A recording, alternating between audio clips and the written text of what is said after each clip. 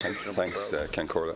Well, Minister, as you know, we still have almost 4,000 children experiencing homelessness in emergency accommodation, and perhaps thousands more in insecure and unsuitable accommodation. You told me earlier on this year, I think, that we now have 120 family resource centres operating across the country with a budget of around 14 million. So I'd just like to know, are you intending to give increased allocations to some or all of the centres in order to carry out some services for the families and children who are experiencing homelessness at the moment? Thanks, Ken. Okay, thank you, Deputy. You know, TUSLA has an important role to play in regard to the number of elements of the Rebuilding Ireland, the National Action Plan on Housing and Homelessness.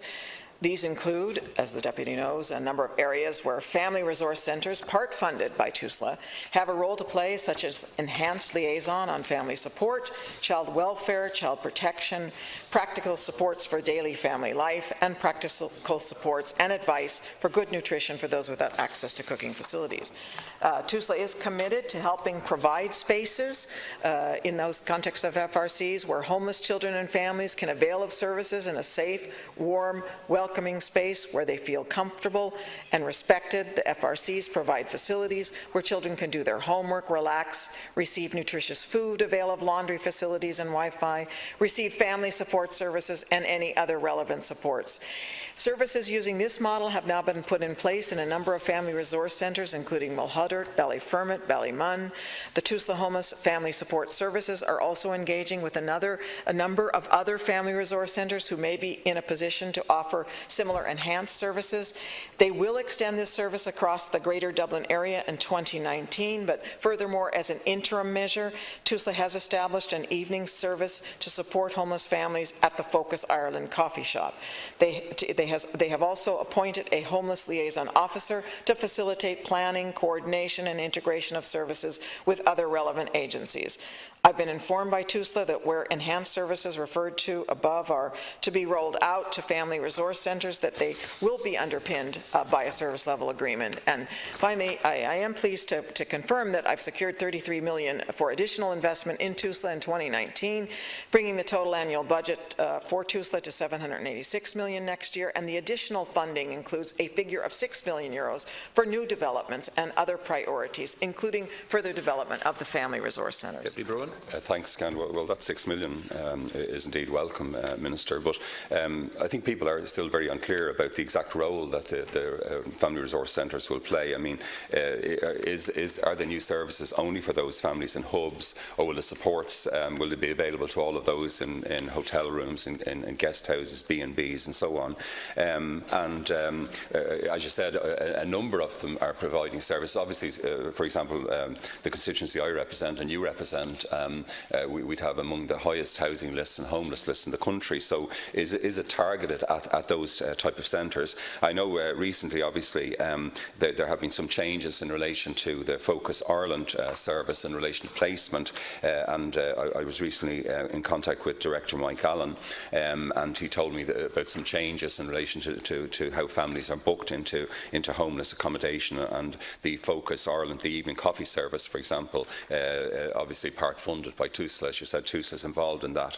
But again, will the regional housing executive, will it coordinate those efforts in relation to the additional services that are being provided? And just a final point: is it not, Minister, still a very piecemeal approach that you're adopting to providing essential services for these children and these families? We seem to be operating on a very ad hoc basis, and this is the current, incredible scandal that we do have this vast number of children who are homeless, and some of them, as you know yourself, for more than 2 years in very unsuitable accommodation. Exactly how will the guidelines for the FRCs operate? Okay. Thank you, Deputy. Just two issues there with the time that I have is that last question: is it a piecemeal approach? I think that it has been in the past. What we're trying to do is to make it less piecemeal by focusing on provision of supports to families within hubs. You identified that.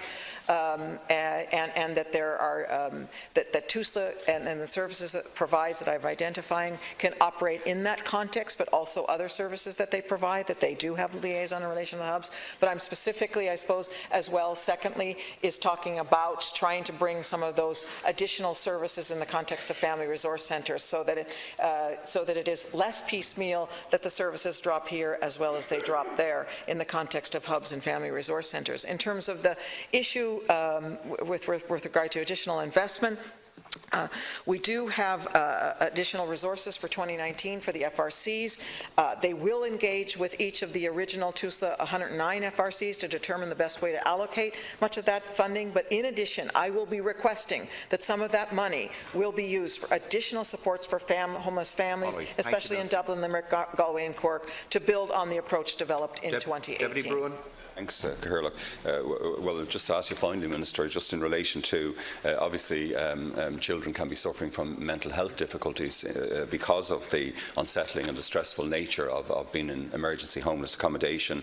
We recently had the National Women's Council of Ireland report, of course, out of silence, which referred to the very high rate of suicide for girls in this country, compared to our EU comparator states. Will mental health supports being made available in relation to, again, the kind of services that the family resource centres can provide? And given, as you know, the huge waiting list, it's a further question down the list, but the huge waiting lists we have in CAMS and in mental health services for children generally. And are you liaising with any community centres in areas which have high homeless figures and which are not yet designated as family resource centres, perhaps to involve them as well? And again, your own constituency, my own constituency, probably would be exemplars of the kind of supports that are necessary. Okay, thank you, Deputy. In relation to, I'm so pleased always to get a question in relation to concerns around the mental health of children and the services that are required,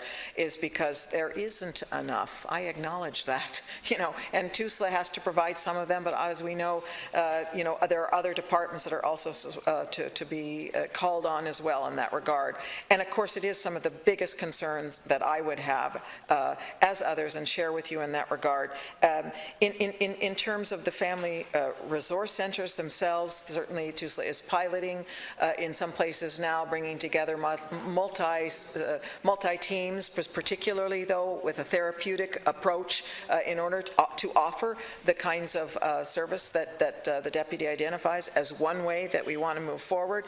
In terms of the access and the waiting lists, in terms of CAMS, etc., is that ultimately, as you know, the GP refers to the CAMS. If that can't do it, then often what happens is TUSLA provides support for private therapeutic support for individual children and families, and because of the lack of services in other arenas. Question 13, Deputy Maureen O'Sullivan.